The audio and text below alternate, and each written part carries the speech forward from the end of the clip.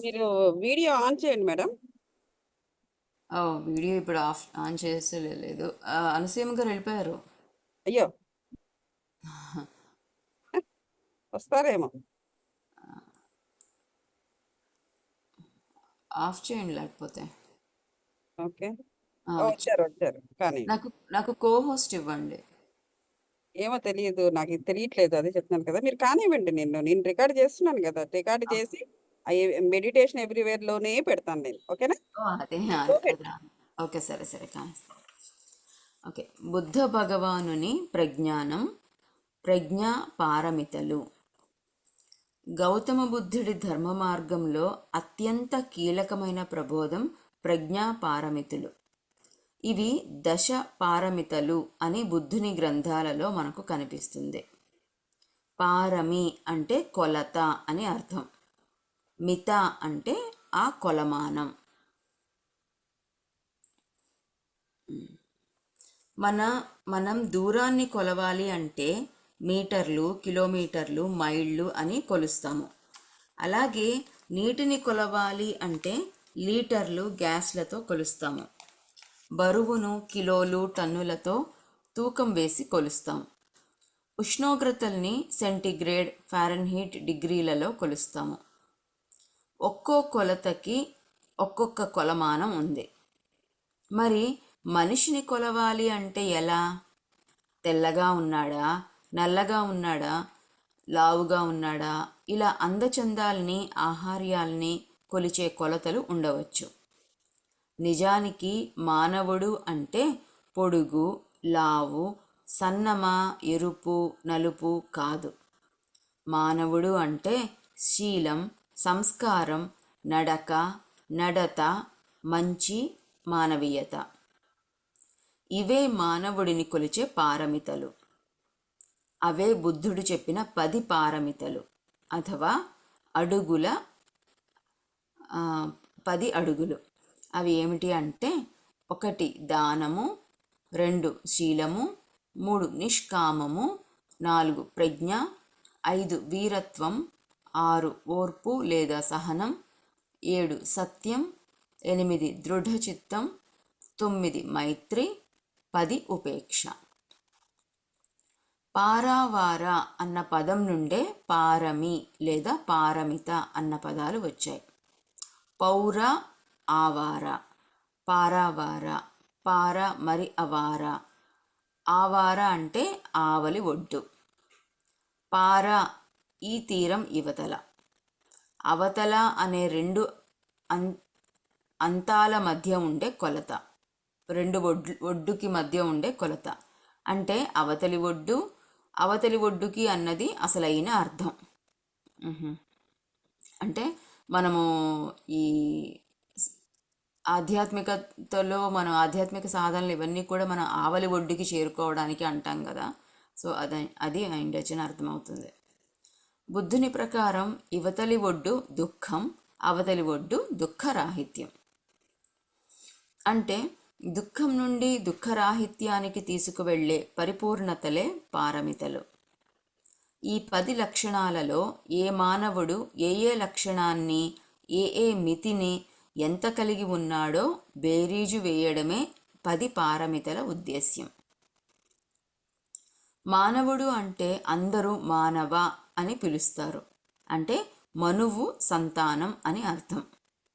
మనిషిని మర్త్యుడు అని అంటే మృతి చెందేవాడు, అమార్త్యుడు అంటే మృతి చెందనివాడు అని అర్థం. అయితే బుద్ధుడు ఈ వ్యాఖ్యానాల్ని అంగీకరించలేదు. ఆయన మానవీయ గుణాలు ఉన్నాయి కనుక మనం మానవులం అంటాడు.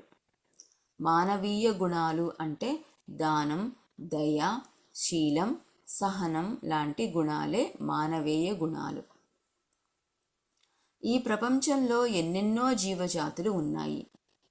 ఈ జీవులకు ఈ గుణాలు ఉంటాయా? దానగుణం, శీలగుణం, త్యాగగుణం ఇలాగా.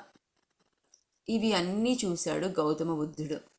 ఇలాంటి గుణాలు మానవులలో మాత్రమే ఉంటాయి అని గ్రహించాడు. ఇస్తేనే హృదయం విశాలం అవుతుంది, ఇవ్వకపోతే ఇరుకైపోతుంది. దానం గురించి చెప్పుకునేటప్పుడు మనకు బలి చక్రవర్తి, శిబి, దధీచి, కర్ణుడు, అనాథపిండకుడు, విశాఖ, అమ్మపాలి, ఆమ్రపాలి, అశోకుడు గుర్తుకు వస్తారు. బుద్ధుడు దానం 2 రకాలుగా విభజన చేశాడు. 1 ప్రాథమిక దానం, 2 పారమార్థిక దానం.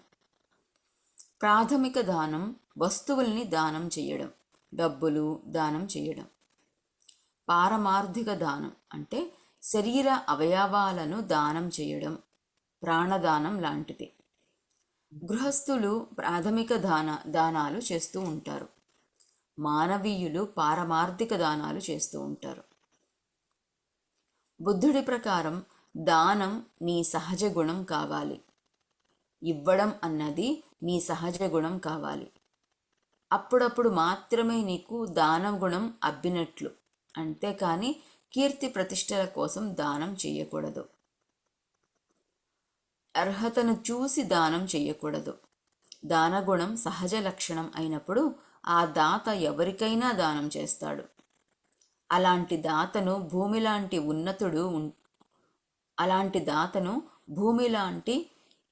ఉన్నతుడు అంటుంది బౌద్ధం. భూమి బంగారు వస్తువునైనా గడ్డి పరకనైనా సమానంగా చూస్తుంది. దానం చేసే లక్షణం ఉంటే దానం చెయ్యడమే, అంతేకాని అర్హులా కాదా అని ఆలోచించకూడదు. మహాభారతంలో ద్రౌపదికి నిండు సభలో వస్త్రాపహరణం జరిగింది. కౌరవులు వివస్త్రను చేసి అవమానిస్తున్నారు. అన్నా అని శ్రీకృష్ణుడిని ప్రార్థించింది. అప్పుడు శ్రీకృష్ణుడు వెంటనే వచ్చి వస్త్రాలు ఇవ్వలేదు. అసలు వస్త్రదానం పొందే అర్హత ఆమెకు ఉందా అని చూశాడు. ఈ జన్మలో లేదు కనుక గత జన్మలో చూశాడు. అలా ఒక్కొక్క జన్మలో చూశాడు. ఒకానొక జన్మలో ఒక ఋషి నదిలో స్నానం చేస్తున్నాడు. నీటి వేగానికి ఆయన కౌపీనం అంటే గోచి నదిలో కొట్టుకుపోయింది. అప్పుడు తీరంలో కొంతమంది ఆడపిల్లలు పశువులు మేపుకుంటూ ఆడుకుంటున్నారు. వంటి మీద గుడ్డ లేకుండా పైకి రాలేకపోతున్న ఋషిని చూసి మిగిలిన వారు హేళన చేస్తుంటే వారిలో ద్రౌపది, స్వామి మీరు నీళ్లల్లోంచి ఎందుకు బయటకు రావటం లేదు అని అడిగింది. అప్పుడు ఆ ఋషి విషయం చెప్తాడు. అప్పుడు ఆమె తన పైట కొంగు చింపి ఇస్తుంది. అప్పుడు ఋషికి వస్త్రదానం చేసింది కనుక ఆమెకు వస్త్రదానం పొందే అర్హత ఉంది అని గ్రహించిన శ్రీకృష్ణుడు ఇప్పుడు వస్త్రాలు ఇస్తాడు. జీసస్ ఒకసారి ఎడారిలో వెళుతూ ఉంటాడు.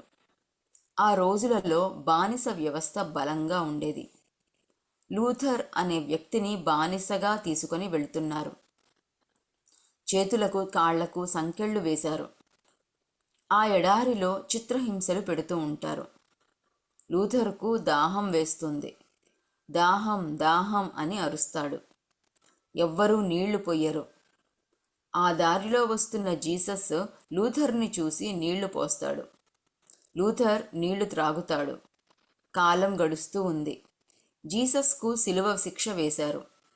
సిలువను భుజం మీద పెట్టుకొని దాహం దాహం అని అడుగుతాడు. అందరూ పారిపోతారు. కానీ లూథర్ మాత్రం వచ్చి కొరడా దెబ్బలు తింటూ జీసస్కు దాహం పోస్తాడు. ఈ అంశం బైబిల్లో ఉంది. ఇలా ఈ 2 కథల ద్వారా తెలుస్తున్నది ఏమిటి అంటే ఎవరైనా ఎంతటి గొప్పవారైనా దానం చేస్తేనే తిరిగి మళ్ళీ మనం దానాన్ని పొందే అర్హత ఉంటుంది. దానం చేసే దాత ఎలాంటి అర్హతలు చూడకూడదు, ఎంచకూడదు. అసలు నీకు దానగుణం ఉందా లేదా అనేదే ముఖ్యం. మీరు చేసే దానం ఎదుటి వ్యక్తికి ఉపయోగపడాలి. అతను ఎలా ఉపయోగించుకున్నా మీకు అనవసరం. మీకు దానగుణం ఉండాలి అంతే. ఇప్పుడు పరమార్థ దానం గురించి చూద్దాము. కుండను బోర్లిస్తే ఏ విధంగా దానిలోని నీరు అంతా పూర్తిగా ఏమాత్రం మిగిలిపోకుండా జారిపోతుందో అదేవిధంగా సంపదలని అధికారాలని వదులుకోవడమే పరమార్థ దానం. బుద్ధుడు అదే చేశాడు. బుద్ధుడు రాజ్యాన్ని వదులుకున్నాడు. ధనాన్ని వదులుకున్నాడు, సౌభాగ్యాన్ని వదులుకున్నాడు, సుఖాన్ని వదులుకున్నాడు, అధికారాన్ని వదులుకున్నాడు. అలా భార్య బిడ్డలు, తల్లి తండ్రి, అధికారం, రాజ్యం సర్వాన్ని త్యజించి వచ్చేశాడు. కనుక ఆయన దానం విషయంలో పారమార్థికతను పొందాడు. బుద్ధుడి ఒక గత జన్మ బోధిసత్వుడి జన్మ. ఆయన శిష్యుడు అజితుడు. శిష్యుని వెంట పెట్టుకొని అడవి మార్గంలో బోధిసత్వుడు వెళుతున్నాడు. దారిలో కొండ మార్గం వచ్చింది. వారి ప్రయాణం కొండదారి గుండా సాగిపోతుంది. అంతలో వారికి నీరసంతో విలపిస్తూ ఉన్న ఒక పులి అరుపు వినిపించింది. అటు ఇటు వెతికారు. ఓ ప్రక్క నుండి అదే లోయలో నుండి వస్తుంది ఆ అరుపు. ఆ ఇద్దరూ లోయ వైపుకు వెళ్ళి చూశారు. ఆ కొండల మధ్య దారిలోని లోయలో ఒకానొక పులి పడి ఉంది. దాని దగ్గరలో దాని పిల్లలు కూడా ఉన్నాయి. ఆ పులి ఎప్పుడో పొరపాటున ఆ లోయలో పడింది. బయటకు రావడానికి దారి లేక అక్కడే ఉండిపోయింది. చివరకు అక్కడే ప్రసవించింది. ఆ మాతృపులి బాగా చిక్కిపోయి ఉంది. ఎముకలు కనిపిస్తున్నాయి. విపరీతమైన ఆకలితో ఉంది.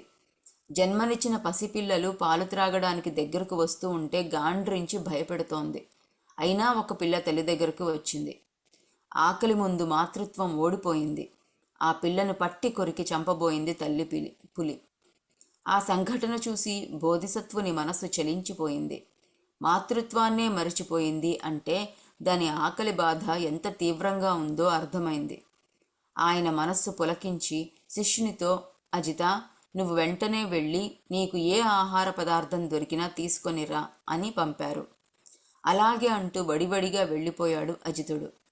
అజితుడు కనుమరుగు అవ్వగానే లోయలోకి చిరునవ్వుతో చూశాడు. బోధిసత్వుడైన వ్యాప్తి. కొంతసేపటికి అజితుడు ఉత్త చేతులతో తిరిగి వచ్చాడు. అతను వచ్చేసరికి గురువుగారు లేరు. లోయలోంచి పులి గాండ్రింపు వినిపించింది. ఆ అరుపులో సంతోషం కనిపిస్తోంది.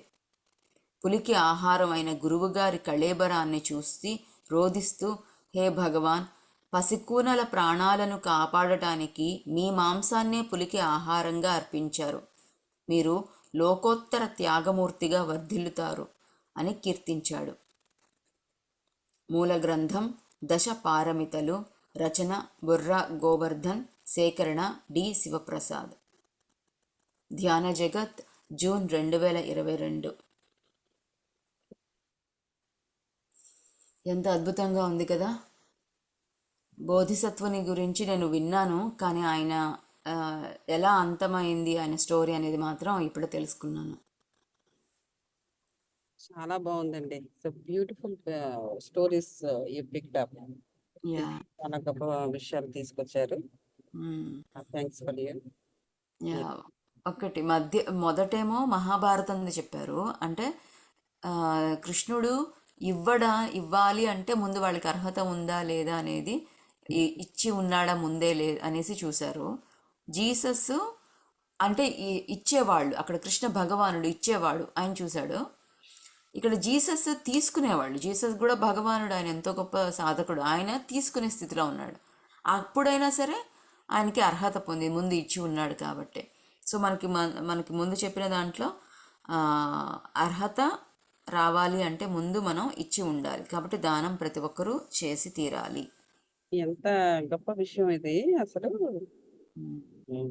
చూడండి, అసలు ద్రౌపది అంత కష్టంలో ఉన్నప్పుడు కూడా, అంటే ఒకరి కష్టంలో ఉండంగానే మన మనసు కరిగి వెంటనే ఆ కష్టానికి మనం వెంటనే సహాయపడాలి అనేటువంటి విషయం, it is really it is like ఒక వాలంటరీ ఇన్వాలంటరీ ఫంక్షన్ లాగా మనం జరగాలి, జరుగుతుంది అనేటువంటి భావనలో ఉంటాం. కానీ ఇట్ ఈస్ నాట్ ట్రూ.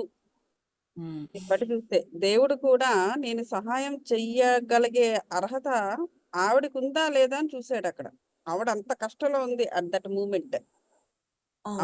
లో కూడా అటువంటి మూమెంట్ లో కూడా ఆయన కదలలేదు. ఈవిడికి ఆ అర్హత ఉందా ఇప్పుడు ఈ పరిస్థితిలో తన సహాయం పొందడానికి అని ఆలోచించాడు. ఇంత అంటే ఇట్ ఈస్ సో క్యాలిక్యులేటివ్. అంటే నేను నెగిటివ్ వేలో చెప్పటంలా, సో అటువంటప్పుడు మన జీవితంలోని ప్రతి ఒక్క చిన్న చిన్న ఈవెంట్స్ ను కూడా మనం ఎంతో జాగ్రత్తగా మనము అంటే అది మళ్ళీ అక్కడ ఎట్లా అంటే అవతల వాడికి ఏదైనా చేస్తే మనకు వస్తుందా అనేటువంటి భావన కూడా లేకుండా ఒక నిస్వార్థంగా ఎదుటివాడికి చేసిన చే- అంటే ఎప్పుడు కూడా ఎదుటి వాళ్ళకి చేసి మనకు కావాల్సింది ఎదుటి వాళ్ళకి చెయ్యాలి అనేటువంటి భావనలో ఉంటూ అటువంటి నిస్వార్థ సేవను మనము ఆ పెంపొందించుకుంటూ పోవాలే తప్ప వేరే మార్గం లేదు. కానీ అంటే చాలా చూస్తున్నాను కదా జనాలు కూడా ఎంతో ఆ బాధల్లో ఉంటారు. ఎప్పుడూ కూడా ఏదో ఒక చింత, ఏదో ఒక చింతన మానసికంగానో, శారీరకంగానో ఏదో ఒక విధంగా. సో వాటన్నిటికీ కూడా సొల్యూషన్స్ వెతుకుతూ ఉంటారు. దేవుడు వస్తాడు, లేతే ఇన్ని పూజలు చేస్తున్నాము, దేవుడు మమ్మల్ని కరుణిస్తాడు, ఇవన్నీ తీసేస్తాడు అనేటువంటి ఒక గొప్ప హోప్‌తో ఉంటుంటారు. Hope is the flame of the life. But it doesn't work like that. అది ఇక్కడ సర్వసిద్ధం. నాకు తెలిసిన తర్వాత నాకు బాధ కలిగేది అక్కడ. అదే అన్నమాట. పాపం మానవుడు ఈ విధంగా ఆలోచిస్తున్నాడు. కానీ that doesn't work like that. ఇది నన్ను నన్ను I mean I'm feeling bad about that. అంటే ఇది ఒక రహస్యం. ఈ రహస్యం అందరికీ తెలియాలి. That doesn't work like that. మీరు ఈ విధంగా థాట్ ప్రాసెస్ మార్చుకుంటే ప్రతి ఒక్కటి కూడా మన జీవితంలో అనుకున్నది అనుకున్నట్టుగా జరుగుతుందని ప్రతి ఒక్కరికి తెలియాలి అది. అది yes. నిజంగా అసలు ఇట్ ఈస్ ఇట్స్ చాలా పెద్ద గోతిలో పడిపోతున్నట్టుగానే ఉంది మానవాళి మొత్తం కూడా.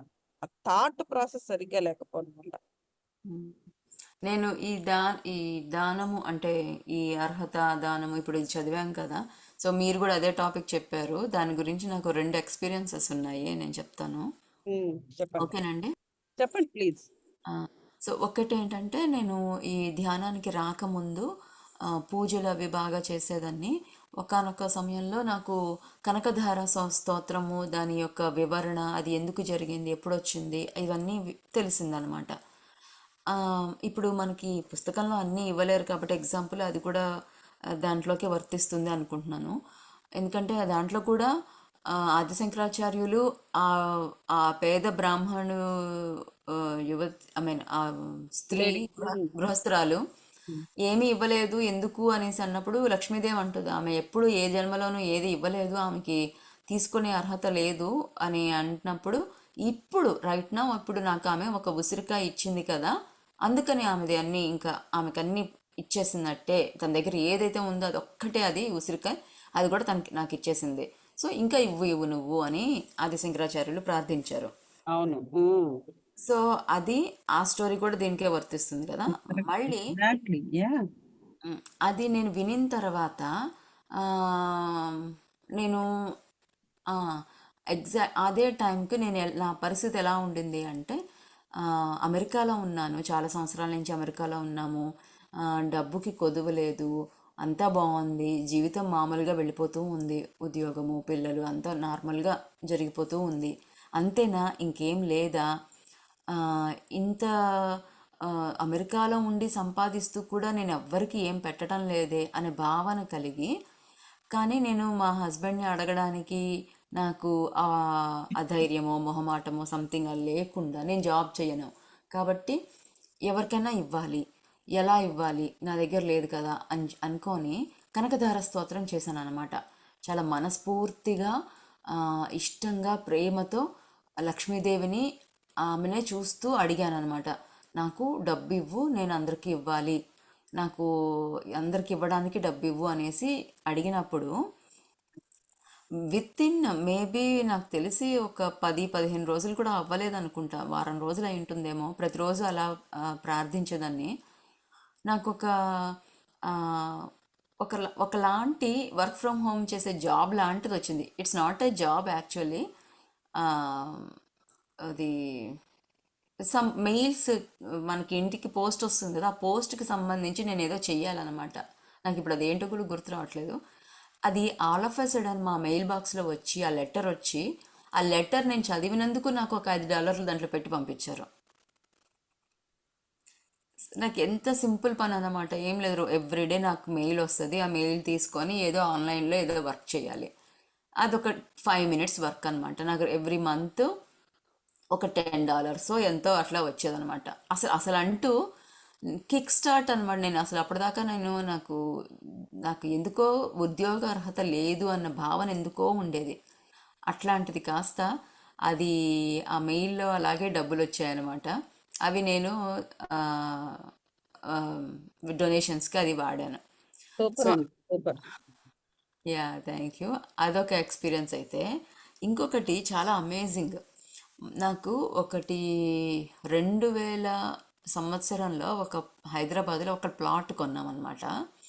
అది ఎప్పటికీ అది ఏంటి కబ్జాలు అయిపోవడము, ఆ, దాని నుంచి ఒక పైసా రాకపోవడం సరికదా, రిజిస్ట్రేషన్ చెప్పేసి అనేసి ఫాల్స్ రిజిస్ట్రేషన్స్ చేపించి దానికి మేము 3 లక్షలు పెట్టి ప్లాట్ కొంటే 25 లక్షలు ఎక్స్ట్రా పెట్టామన్నమాట దానికి. బా. సో అట్లా జరుగుతూ ఉండింది. అంతేకాదు ఒకవైపు నుంచి ఆ, మా అమ్మాయికి ఆ ప్లాట్కి సంబంధించిన ఏదైనా వస్తే మా అమ్మాయి పెళ్ళైతే అమ్మాయికి అది ఇద్దాము అని కూడా ఉందన్నమాట. ఇట్లా ఇక్కడ ఇది రాదు, అక్కడ అది వెళ్ళడానికి లేకుండా ఉంది. అయితే తర్వాత నేను ధ్యానంలోకి వచ్చాను. ఆ పూజలు చేసే సమయంలో ఎన్నాళ్ళ నుంచి అడుగుతున్నామంట, మా అమ్మాయికి ఒక సొల్యూషన్ కావాలి, ఆ ప్లాట్ కూడా ఎందుకు ఆ గొడవలు, ఆస్తులు కావాలని కాదు కానీ అనవసరంగా ఎందుకు ఊరికే అదొక మనసులో ఒక ఫీలింగ్, అది ఎందుకు, ఇవన్నీ తీసేయచ్చు కదా నాకు అనేసి దేవుణ్ణి ప్రార్థిస్తూ ఉండేదాన్ని. ఆ, ధ్యానంలోకి వచ్చాను. వచ్చిన తర్వాత నేను తెలుసుకున్నది ఏంటి అంటే, మనకి ఎప్పుడైనా సరే ఫ్యామిలీ ఇష్యూస్ కానీ ఎనీ టైప్ ఆఫ్ ఇష్యూస్ ఉంటే ఫస్ట్ బేసిక్గా మనం డబ్బులు ఇవ్వాలి. ఆ, డబ్బులు ఇవ్వాల్సిన అవసరం ఉండుంటుంది. బాకీలు ఉంటాయి, మనకి పూర్వజన్మల్లో బాకీలు అన్నీ ఉంటాయి. సో డొనేట్ చెయ్యండి అని చెప్పారనమాట. చెప్పేసరికి నేను అప్పట్లో నేను పిఎస్ఎస్ఎంకి డొనేట్ చేయాలనే విషయం కూడా తెలీదు. నాకు ఈ డొనేట్ చేయాలనే విషయం మాత్రమే తెలుసు. సో నేను అడిగాను అనమాట యూనివర్స్కి, నేను ఇలా డొనేట్ చేయాలి, సో ఎవరికి చేయాలో ఎలా చేయాలో నాకు తెలీదు, నువ్వే చూపించు అంటే వెంటనే నాకు యూట్యూబ్లో రకరకాల ఆర్గనైజేషన్స్ అడ్వర్టైజ్మెంట్స్ ఇవన్నీ వచ్చేదన్నమాట. సో వాళ్ళకి డొనేట్ చేసేదాన్ని. అలాగా కొన్ని నెలలు చేసిన తర్వాత నా లోపల నుంచి ఒక భావన కలిగింది, ఇంకా ఇంకా అవసరం లేదు, యు ఆర్ డన్ అన్న ఫీలింగ్ కలిగింది అనమాట. కానీ నా మనసులో నేను అనుకున్నా, ఓకే మనం మాత్రం ఎవ్రీ మంత్ శాలరీ తీసుకుంటున్నాం కదా, మరి ఎవ్రీ మంత్ తీసుకోవాలి అంటే మనకు అర్హత ఉంది అనుకోవాలంటే మరి ఎవ్రీ మంత్ ఇవ్వాలి కదా మనము.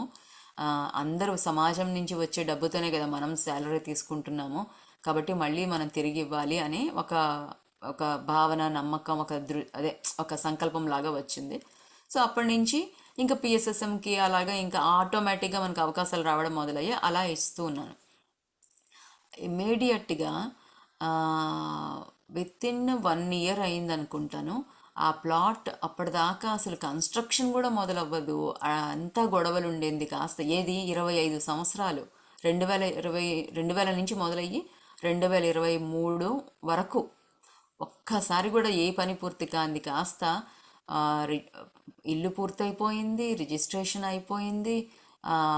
మా అమ్మాయికి ఒకటి ప్లాట్ ఒక ఫ్లాట్ ఇచ్చేసాము. మాకిప్పుడు దాంట్లోంచి రెంట్ కూడా రావడం మొదలైంది అనమాట, ఇంకో దాంట్లోంచి. ఇప్పటిదాకా ఎన్ని ప్రాపర్టీస్ ఉన్నా కూడా దాంట్లోంచి ఒక్క పైసా ఎప్పుడు రాలేదు మాకు. ఫస్ట్ టైము దాంట్లోంచి నెల రెంట్కి రావడం మొదలైంది. అదే రెంట్ ఇండియన్ అకౌంట్లో పడుతుంది. సో ఇండియాలోంచి నేను ఏదైనా పిరమిడ్స్కి దానికి ఇవ్వడానికి నాకు ఒక ఈజీ యాక్సెస్ అనేది ఒకటి ఉందన్నమాట. అన్ని ఒక్క దెబ్బకి అన్ని పిట్టలు అన్నట్టు తయారైంది అసలు. వెరీ గుడ్ అండి, చాలా సంతోషం. నేను ఇక్కడ ఒక చిన్న అదే నేను కూడా యాడ్ చేస్తాను. మీరు కింద చెప్పారు చూసారా, దానం అనేది డబ్బులు లేకపోతే జ్ఞానము, ఆ, ఉమ్, ఇవన్నీ కూడాను. సో నాకు ఒక వెరీ గుడ్ ఎక్స్పీరియన్స్ జరిగింది అనమాట. అది ఏంటంటే, అప్పుడు మేము హైదరాబాద్ అంటే అమెరికాలో చాన్నాళ్ళు ఉన్న తర్వాత for good we went back అనమాట. ఉమ్, పాప అక్కడే 4th and 5th అక్కడే చదివింది. అయితే మేము అక్కడికి వెళ్ళిన తర్వాత ఆ ప్లాట్ ని ఇల్లు కన్స్ట్రక్ట్ చేయడానికి పూనుకోవడం జరిగింది. అప్పుడు అక్కడ ఏవో వాళ్ళ ఎజెండాస్ ఏవో వాళ్ళకు ఉండేవి. మా హస్బెండ్ తాలూకు వాళ్ళకి చిన్న ఇబ్బందులు ఏవో కలిగించారు. కొంచెం ఎగ్నెస్ట్ గా నేను వెళ్ళాల్సి వచ్చింది. ఏంటంటే ఏవో కొన్ని జరిగినాయి. తర్వాత అయితే అది దానికన్నా ముందు it was not moving at all అనమాట. మేము వెళ్ళిన వెంటనే అంటే ఇమ్మీడియేట్‌గా హి ఆల్సో కెనాట్ అంటే వెళ్ళిన వెంటనే మనకెవరో ఒకరు సహాయం చేయాల్సి ఉంటుంది ఇండియాలో ప్రతి దానికి కూడాను. అక్కడ ఉన్న తర్వాత కొద్ది రోజులు మనం కూడా అక్కడ ఆహ్, పాతుకుపోయిన తర్వాత దెన్ విల్ నో ఎవ్రీథింగ్ మనకు తెలుస్తుంది. బట్ కొద్ది రోజుల వరకు ఎవరో ఒకరు సహాయం తీసుకోవాల్సి ఉంటుంది ఇండియాలో బ్రతకాల్సి వచ్చినప్పుడు. అది కూడా ఆఫ్టర్ లాంగ్ టైమ్ నువ్వు ఇక్కడి నుంచి వెళ్ళిన తర్వాత. సో, అటువంటి స్టేజ్‌లో అప్పుడు ఉన్నామన్నమాట. అయితే అది మూవ్ అవ్వటం లేదు. ఆ ఇల్లు కట్టడము అనే విషయము మూవ్ అవ్వటం లేదు. ఆహ్, ఏదో ఒక ప్రాబ్లమ్స్ వస్తున్నాయన్నమాట. వస్తూ ఉంటే మేము అద్దెకున్నాము. మా ఆ ఇంటిగలావిడ పేరు కవితశ్రీ గారు. పైన ఉండేవారు. కింద పోర్షన్‌లో మేము, మా పక్క పోర్షన్‌లో మరొకళ్ళు ఉండేవారు. ఒక సాఫ్ట్‌వేర్ ఫ్యామిలీ ఉండేదన్నమాట. భార్యాభర్తలు, బిడ్డ. అలాగే మేమిద్దరము, మా పాప. అయితే నేను మామూలుగా అప్పుడు భక్తి మార్గంలో ఉండేదాన్ని. పూజలు చేస్తూ ఉండేదాన్నమాట. పాప కోసము నేనెక్కువ టైం తనకు ఎక్కువ ఇస్తూ ఉండేదాన్ని. అప్పుడు ఏం జరిగిందంటే కవితశ్రీ గారు తన పనులన్నీ అయిపోయిన తర్వాత కిందకొచ్చేవారనమాట. ఆవిడకి ఎంత ఇష్టం అంటే నాతో ఆ మాట, ఈ మాట మాట్లాడుతూ ఉండడము. ముఖ్యంగా ఏంటంటే నేనప్పుడు బాగా షిరిడి సాయిబాబా భక్తురాలిని ఉండేదాన్ని. బాబా గురించి విషయాలు మాట్లాడుతూ ఉండడము. లేకపోతే నాకు తెలియకుండానే ఎన్నో విషయాలు కృష్ణుడు, లేకపోతే దేవి భాగవతంలోవి ఇవన్నీ కూడా కేవలం ఆ మాటలు నా నుంచి వినడానికి తను వస్తుండేవారు కిందకనమాట. పనులన్నీ అయిపోయిన తర్వాత. Before she gets some medicine తీసుకొని నిద్రపోతారావిడ. దానికన్నా ముందు వచ్చేవారనమాట. తర్వాత ఇంకా అది ప్రతిరోజు అలా జరుగుతూ ఉందనమాట. అలాగా జరుగుతూ ఉంటే ఆహ్, మెల్లమెల్లగా ఆ ఇంటికి సంబంధించిన ఈ ఇబ్బందులున్నాయి గదా! మనుషులు పెట్టే ఇబ్బందులు, లేకపోతే ఇవన్నీ కూడా అంటే ఫీలింగ్స్ కూడినవనమాట. అంటే మేమింకా ఈ అమెరికా నుంచి రాకముందు అందరికి ఎవరి ఎజెండాస్ వాళ్ళకుండేవి. వాళ్ళేవో కొన్ని ఫీలింగ్స్‌తో ఉండేవారు. మేమొచ్చిన తర్వాత when we pick up the things on our own things వాళ్ళ ఫీలింగ్స్ హర్ట్ అయినాయి. అది అక్కడ జరిగిన విషయం. సో, సహకారాలు కొంచెం తక్కువైపోయినాయన్నమాట. సో, అవన్నీ కూడా మెల్లమెల్లగా అంటే అలాగే ఉన్నాయి. పరిస్థితులేం మారలా. కానీ ఐ గాట్ ఎ వే అన్నమాట. ఆ వే ఎట్లా దొరికింది అంటే ఇట్ స్టార్టెడ్ మూవింగ్ అంతే. ఎట్లాగా అనేది కూడా ఆశ్చర్యము. అది తర్వాత నేను రియలైజ్ అయ్యాను నేను. ప్రతిరోజు ఆవిడతోటి ఈ ఈ ఈ స్పిరిచ్యువల్ అనే మాట కూడా తెలీదు. ఈ ఈ wisdom she is getting wisdom out of what I am speaking అప్పటికి. దానితోటి ఎలాగ దారి దొరకడము, ఆ మేస్త్రులతోటి, కూలీలతోటి నాకు ఇంటరాక్షన్ ఏర్పడ్డము, ముందుకెళ్ళడము, ప్రతి ఒక్కటి నేనే చాలా విచిత్రంగా చేసుకొని వెళ్ళాను. ఫస్ట్ స్లాబ్ వేసేంత వరకు కూడాను. అన్నీ కూడా నా చేతుల మీదనే జరగడము జరిగిందనమాట. అండ్ వాళ్ళు బ్యాక్ అయిపోయారు. అండ్ మా హస్బెండ్ కూడా కంప్లీట్ బ్యాక్ అయిపోయాడు. నా ఇదితోనే మొత్తం జరగడం జరిగింది. ఆఖరికి ఏంటి శంకుస్థాపన జరగడం ఏంటి, ఆయనతో మాట్లాడడం ఏంటి, ప్రీస్ట్‌తో మాట్లాడడం ఏంటి, మా ఊరు నుంచి నేను తెప్పించాననమాట. మా ఊరు వాళ్ళంటే మాకు బాగా నమ్మకము. మాకు ప్రతీదీ గూడా ఒక ఆస్థాన ఇదిలాగా మా పుట్టినరోజులు, పెళ్ళిళ్ళు అట్లాగే ఎవరైనా పోయినా చేసినంత వాళ్ళు టేక్ కేర్ చేస్తూ ఉండేవారనమాట. సో, ఆ విధంగా జరిగిందండి. నిజమే జ్ఞానం కూడా చాలా ఇంపార్టెంట్. ఎస్ అండి, మంచి డిస్కషన్ చేసుకున్నాము. So, if nothing is there, if anything else మీరు షేర్ చేస్తారా? లేదా ఇక్కడ ఆపుదాం అంటారా? యా అమ్మ, మీరు ఏమైనా మాట్లాడతారా? Yeah! Hi, how are you? Okay, end చేసే ఇచ్చండి. ఓకే.